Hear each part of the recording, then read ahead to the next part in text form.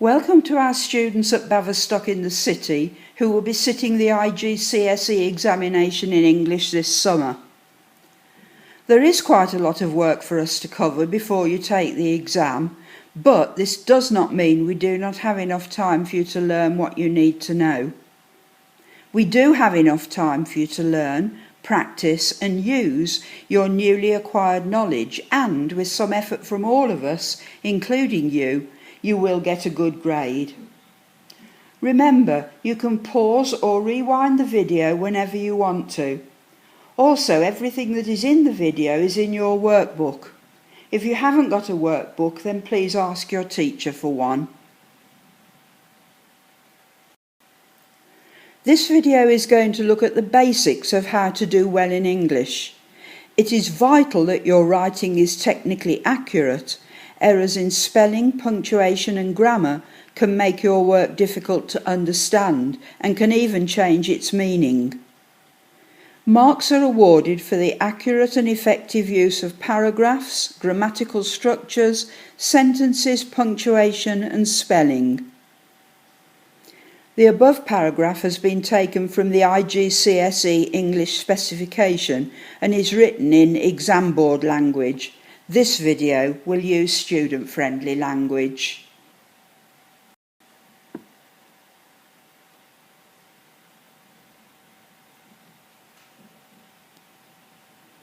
Do not be tempted, ever, to use texting language in the exam. There are good reasons for this. Not everyone can understand it, and if the examiner cannot understand your work, you will not get any marks for it. It is not acceptable for any form of academic writing, whether it is a test in Year 7 or in a degree level essay.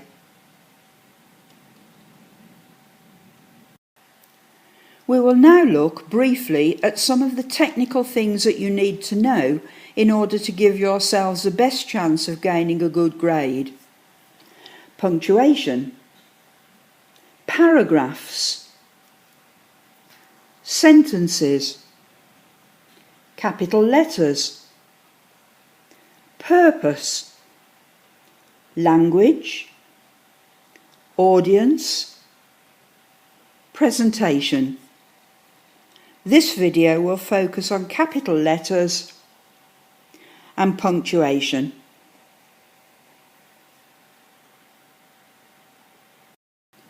Why learn punctuation? The written word is a form of communication. Sometimes the reader needs help with good punctuation to make the meaning clear. Does there seem to be something wrong with that sentence? Stop smelly breath. Come in and eat my friend. Our task: correctly punctuate the title and the sentences so that each can be read more clearly and the meaning of the text is understood.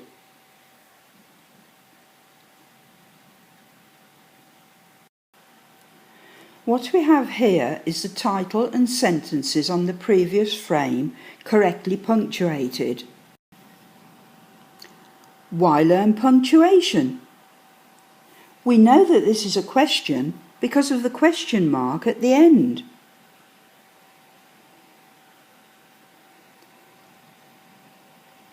Why learn punctuation?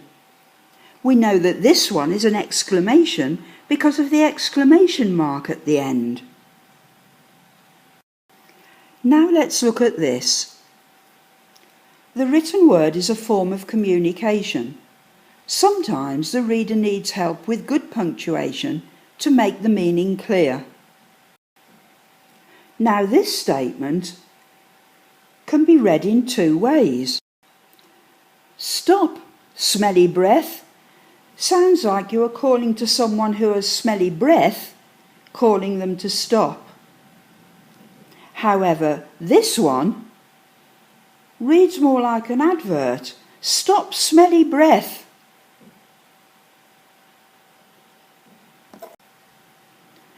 This final one, however,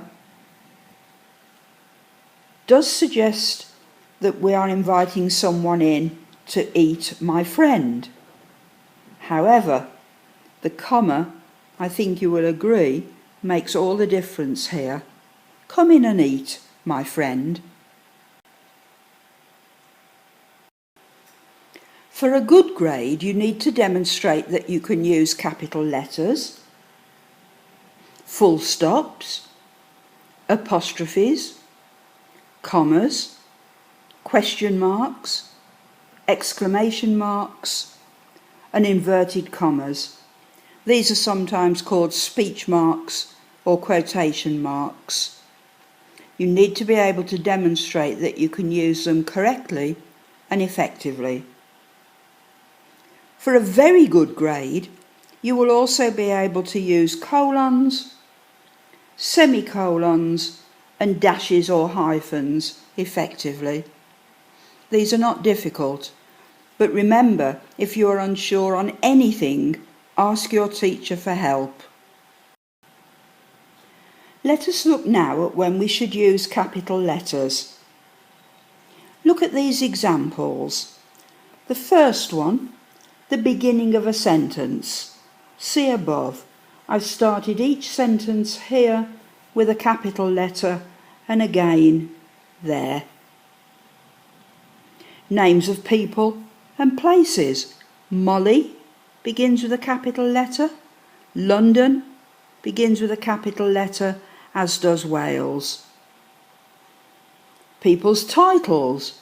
Mr., Miss, Doctor, Sir, Reverend. Some examples of people's titles. Titles of organisations or buildings, etc. Baverstock Academy, both beginning with a capital letter. The Friends Institute, again, both words beginning with a capital letter. Big Ben, both words beginning with a capital letter, and the same with the House of Lords. House begins with a capital H and Lords begin with a capital L. Languages and nationalities. German, Chinese. Both of those languages and nationalities begin with a capital letter. Number 6, months of the year and days of the week. May begins with a capital letter, as does Friday. Number 7, when you refer to yourself. I prefer cats to dogs. I is always written with a capital letter. And number 8, the beginning of direct speech. If you revise, you will do well, said Mr. Lewis.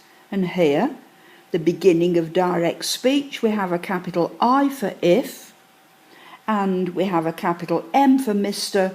because it's a person's title, and we have a capital L for Lewis because it's the name of the person, Mr. Lewis.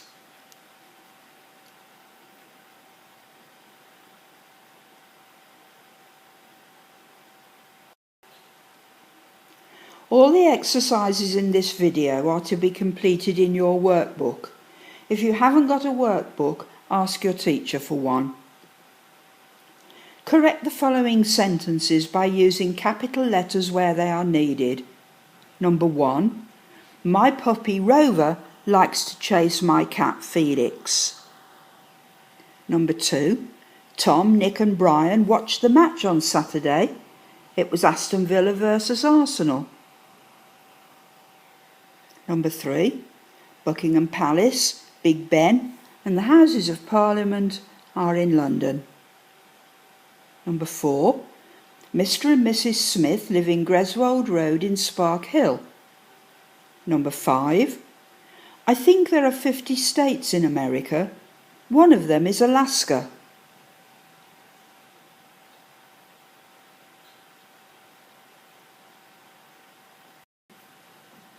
Now we will look at the full stop. Full stops, colons, semicolons and commas are all used when a pause is needed, whether you are reading aloud, as I'm doing now, or reading silently to yourself, as you're doing. The full stop indicates that a long pause is needed, a long pause. A full stop should be used to end a simple sentence. That is, if the sentence isn't a question, when we would use a question mark, a command or an exclamation, when we'd use an exclamation mark, but more on that later. We're just looking at the full stop at the moment. For example, football is my favourite sport. We end that sentence with a full stop. Similarly with this sentence, we went camping in France for our holiday this year. We end it with a full stop.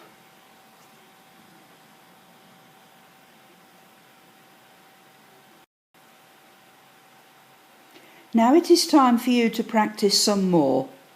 In your workbook, make the following sentences correct by including a full stop. 1. I walk to school every morning. 2. My friend Jack likes to play football.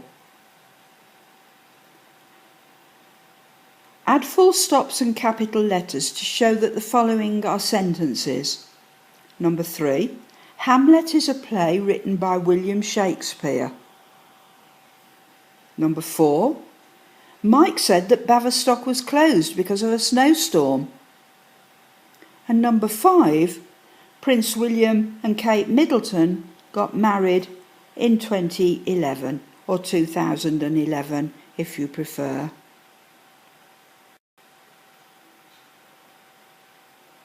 Now we will look at the comma. A comma tells us to take a brief pause when reading, not as long as the pause when there is a full stop. It's a briefer pause. Commas are used 1. To indicate natural pauses, 2. To add extra information to a sentence, and 3. To separate items in a list.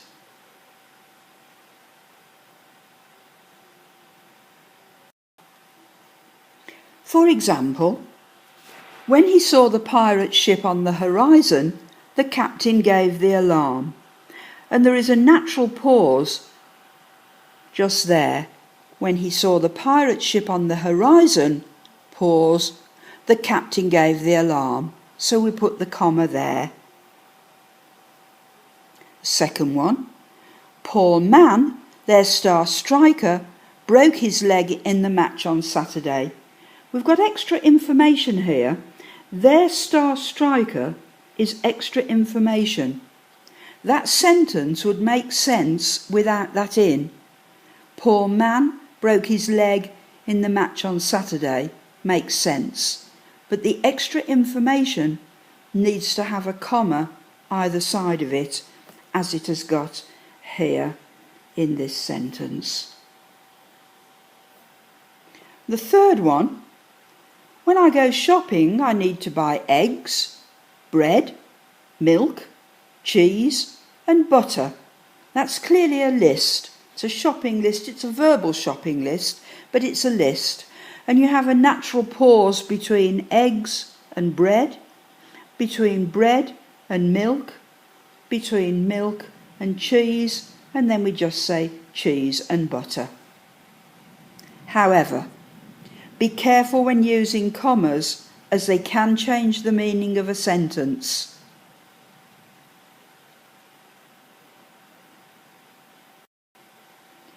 I think you will agree that this is a good example of how a comma can change the meaning of a sentence. It changes it completely. Let's eat, Grandma. Let's eat, Grandma. Let's look at these sentences. Number 1. The old lady collected all sorts of things. Silver, comma, paper, comma, hats, comma, clocks and tablecloths. But let's look at sentence 2. The old lady collected all sorts of things. Silver paper, comma, hats, comma, clocks and tablecloths. And finally, number 3, the old lady collected all sorts of things. Silver, paper hats, clocks and tablecloths. The commas in those 3 sentences have completely changed the meaning of those sentences. So you do need to be careful when you put a comma that it is in the place where you really want it to be.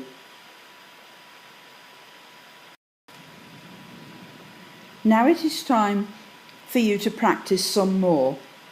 In your workbook, add commas to the following sentences where there is a natural pause. Read these sentences out loud or in your head and put the comma where you have paused in your reading.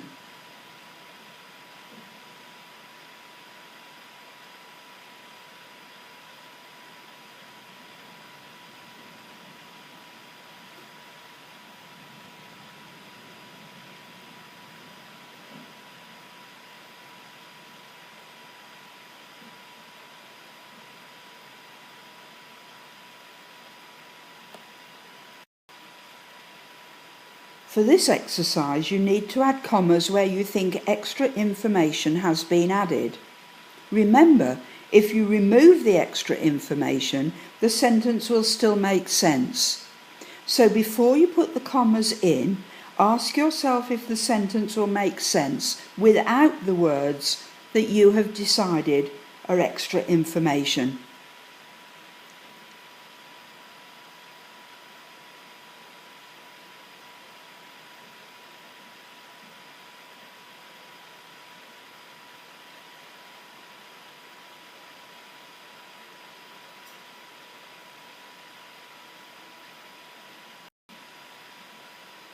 Now you need to add commas to separate items in a list.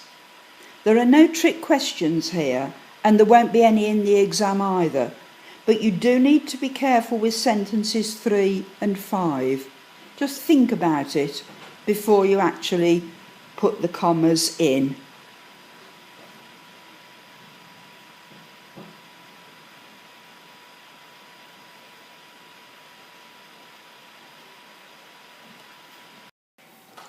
Now we are going to move on to the question mark.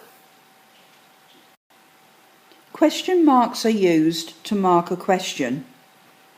As the symbol contains a full stop, the question mark takes its place when a question is being asked. Question marks are used to end a sentence which asks a question. For example, is anybody listening to me today? Are you learning today? Question marks are also used to indicate a question or a query in direct speech. Direct speech simply means the reporting of speech by repeating the actual words of a speaker, as in the example here. Do you like Marmite? Asked Bethan, is an example of direct speech. We also use question marks to indicate a question or a query in the thought of a character or narrator of a story. And the example here demonstrates that. Did the label say 1 spoonful or 2? If only she could remember.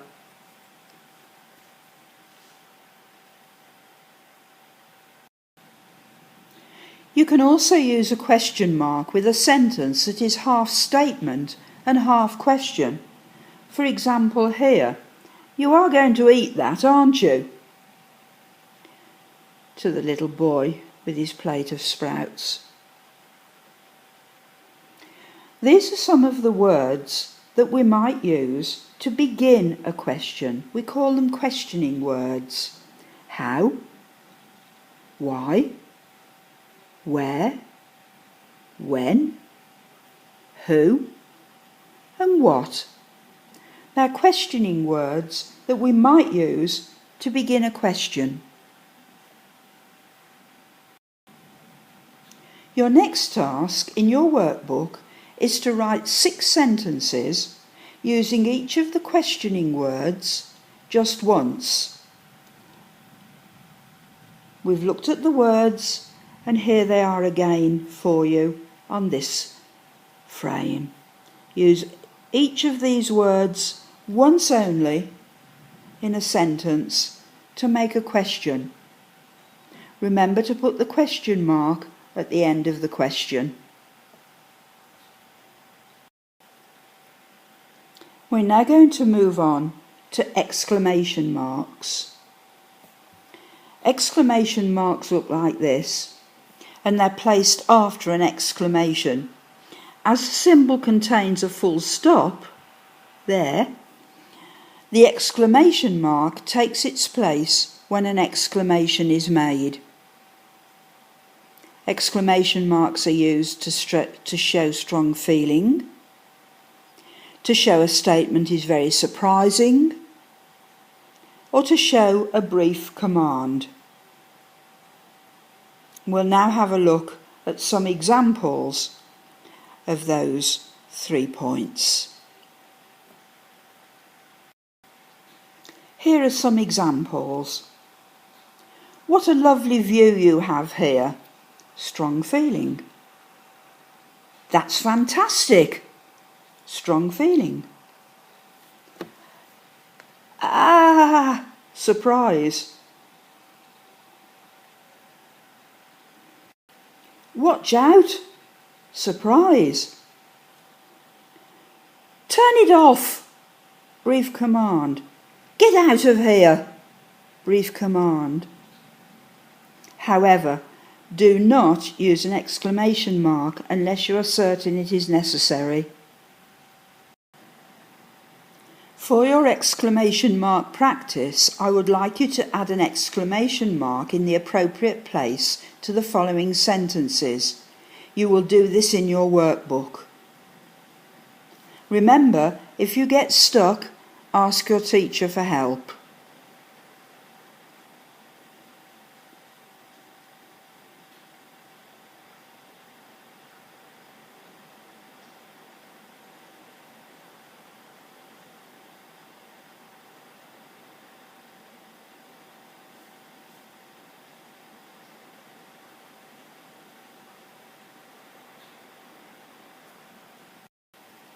We will now move on to speech marks. Speech marks look like this.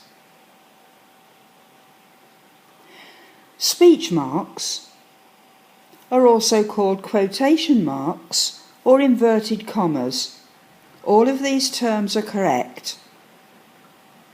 Speech marks are used to show what a person is saying. For example, Tilly, can you help me with my homework, please? Asked Caitlin. So Caitlin is doing the asking, and she is asking Tilly. So we have an opening speech mark there and a closing speech mark there. The punctuation mark, in this case it's a question, the punctuation mark goes inside the closing speech marks, always. Let's look at the second one. Someone has taken my mobile phone, exclaimed Evan. Evan's doing the exclaiming, and he's complaining that someone's taken his mobile phone.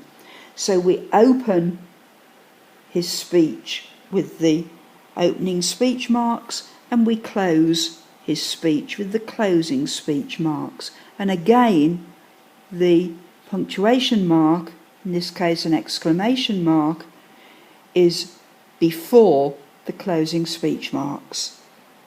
Final example. Mom, Jacob has taken my headphones again, shouted Grace. So Grace is shouting, and she is shouting to her mum that Jacob's taken her headphones again. So we have the opening speech marks just there, the closing speech marks there, and again you'll notice that the punctuation mark, again it's another exclamation mark, is before the closing speech marks. So, when you're writing, you show what someone has said by putting it in speech marks. And as I've just told you, punctuation, whatever the punctuation is, a full stop, a question mark, an exclamation mark or a comma, etc., needs to go inside the closing speech mark.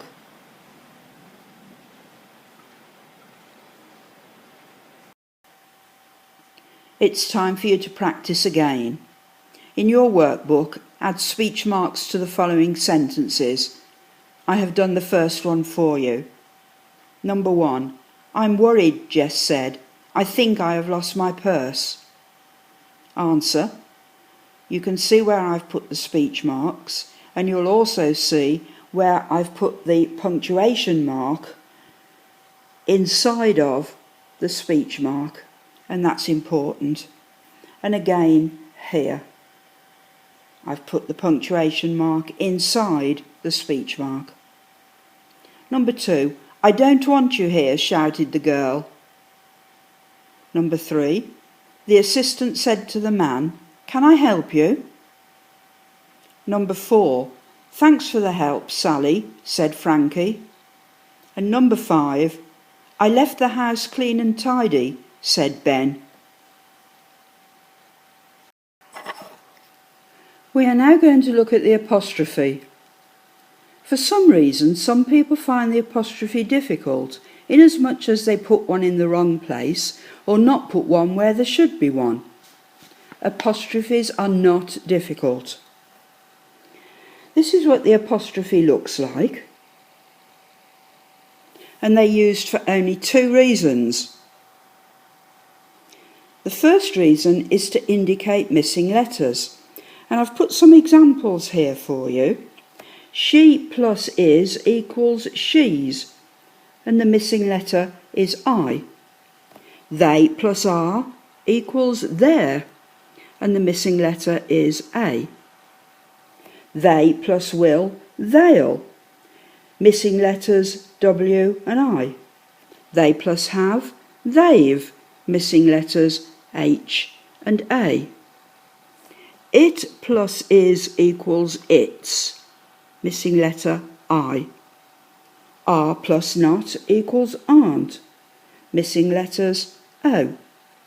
I plus am equals I'm. Missing letter A. And we plus had is weed.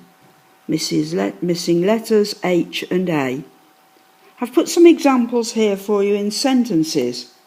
This one, you can't have it. You cannot have it. I'd like an ice cream, please. I would like an ice cream, please. Helen's late. Helen is late. The dog's barking. The dog is barking. Don't do that. Do not do that. We'd better hurry. We had better hurry.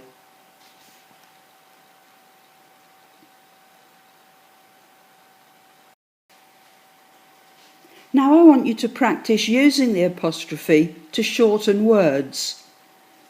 I want you to do it in your workbook. I've done the first one for you. Number 1, it is a beautiful sunny day. Answer, it's a beautiful sunny day.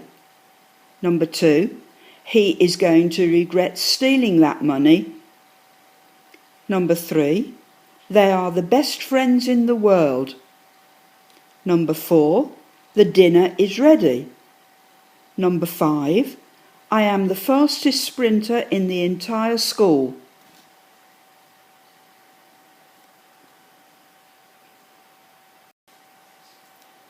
You already know that the apostrophe is used for 2 reasons only.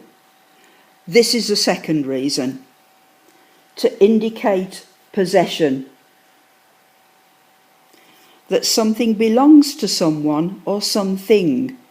We call that someone the possessor. For example, the girl's bicycle. The bicycle of, belonging to, the girl. My friend's house. The house of my friend, belonging to my friend. The cat's ball of yarn. The cat, the yarn that belongs to the cat. So you have the apostrophe there. It's indicating possession. It's indicating that something belongs to the cat.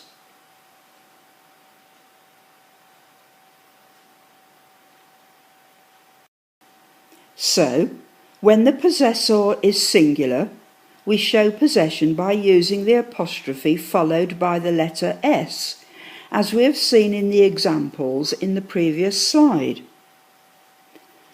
Here's some more examples. The man's coat. The coat of the man. The coat belonging to the man. Only one man, so the possessor is singular. My brother's car. The car of my brother. The car belonging to my brother. Only one of my brothers, so the possessor is singular. We put the apostrophe before the letter S. As here, of course, in the cat's ball of yarn. Only one cat. The cat's ball of yarn, the apostrophe comes before the S.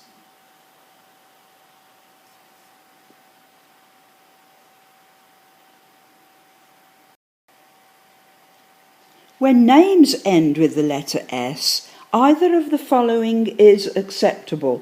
James' wife, with the apostrophe coming after the S, or you could have James's wife, apostrophe S followed by another S there. Another example, it is Charles's birthday. S apostrophe. Or you could say, it is Charles's birthday.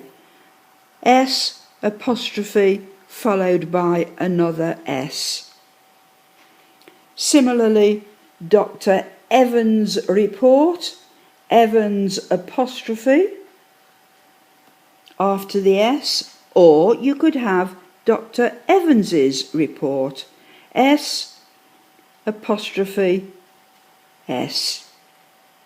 Serena Williams' victory, Williams apostrophe, or Serena Williams's victory, S apostrophe S. Either is acceptable. But what I would say, be consistent. If you choose this one, for example, put the S apostrophe all the time. Don't switch between S apostrophe and S apostrophe S. Be consistent, one or the other.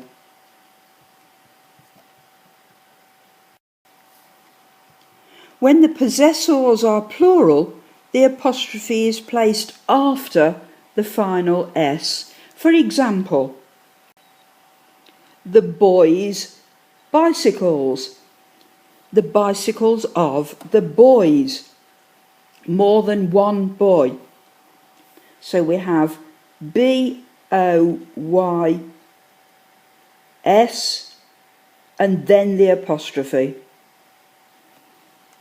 The bicycles belonging to the boys, more than one boy. The horse's hay is damp. The hay of belonging to more than one horse. So we have horses followed by the apostrophe. And then with this little picture here, the cat's dish, the dish of the cat. One cat, one dish. In this one, the cat's dishes. Look where the apostrophe is. It's after the last S. And we have two cats and two dishes.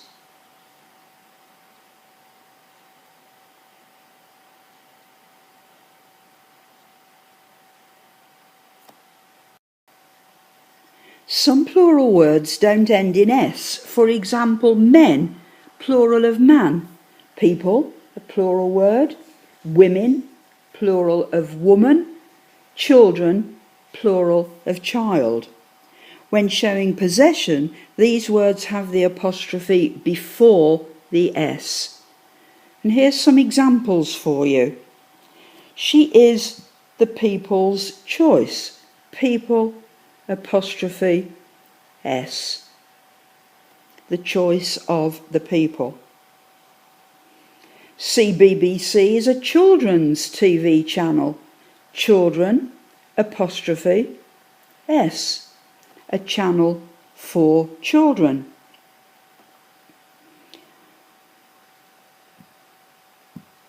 The men's room was locked.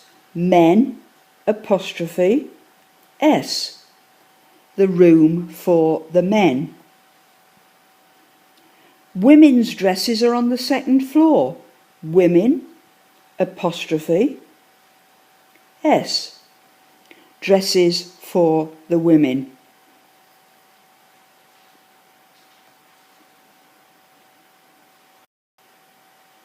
And that is all you need to know about when to use the apostrophe. However,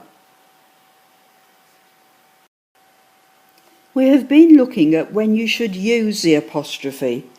This is when you should not use the apostrophe. Rule 1. Never, ever put an apostrophe inside the word itself. For example, Dickin apostrophe S novel. The word is Dickens. If you were going to write about Dickens' novel, you would write it like this.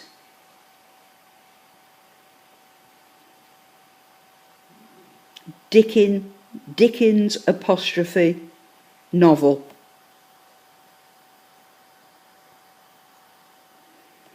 Similarly, the ladies' coats. That is not correct. The word is ladies. If you were going to write about ladies' coats, you would write it like this. LADIES apostrophe coats. Rule 2. It's, IT apostrophe S, has nothing to do with possession, ever. It's means it is or it has, always. The word its is used for possession, ITS, no apostrophe. It's used for possession always. If you don't know this, you simply need to learn it. Let's have a look now why ITS, no apostrophe, its is always used for possession. Let us look why the word its, ITS, no apostrophe, is used for possession. I've written some words here for you to have a look at. These words are called possessive pronouns.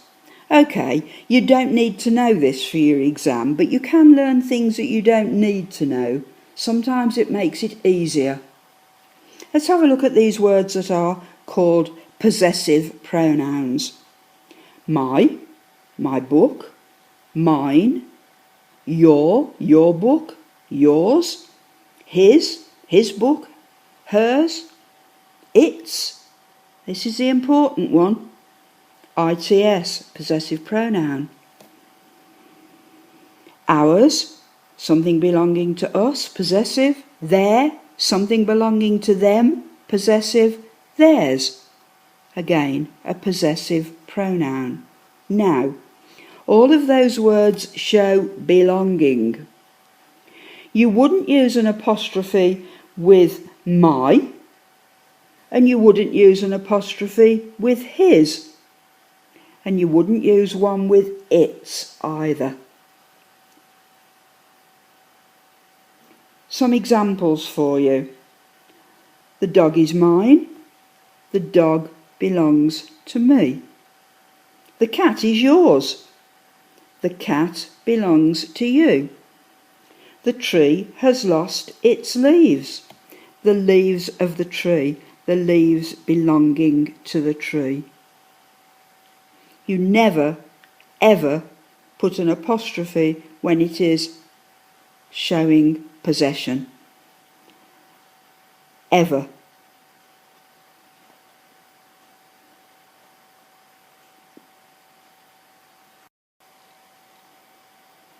This is the last practice for this video, after which you will know all you need to know about punctuation to get a good grade in the exam.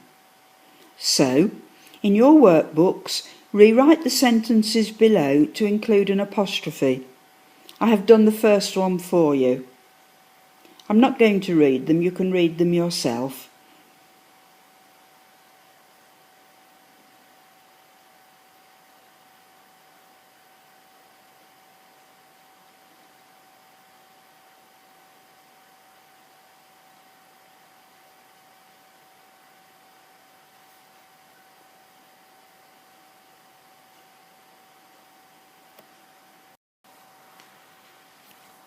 I couldn't let you go without you seeing this excellent example of when you shouldn't use the apostrophe. There. It should simply be written like this. 2 sons. Think about why this is correct and why this isn't correct. It's all in the video and in your workbook. If you really cannot work this out after you've tried for a while and either reread your workbook or watched this video at least twice, then ask your teacher. But you should be able to work this out for yourself.